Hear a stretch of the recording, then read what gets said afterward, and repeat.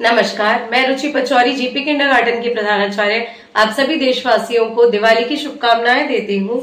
आज हमारे विद्यालय में हमने दिवाली का एक छोटा सा सेलिब्रेशन किया था, जिसमें बच्चों ने बहुत सारी तैयारियां की थी। बच्चे दीपक कैंडल डेकोरेट करके आए थे, नए नए ड्रेसेस में आए थे। बच्चे बहुत ही खूबसूरत लग रहे थे, हमारे छोटे छोटे प्यारे प्यारे बच्चे। और हमने ढोल के साथ उनके साथ डांस करके हमारी सारी टीचर्स ने सेलिब्रेशन किया। और हमारे टीचर्स जिन्होंने बहुत मेहनत की थी बच्चों पे, उन्होंने भी दिवाली पे बहुत, हम लोगों ने बच्चों के संग बहुत अच्छा सेलिब्रेशन किया। और मैं सभी के लिए प्रार्थना करती हूँ कि ये दिवाली हर एक खुशियां लेकर आए उनके लिए। Thank you.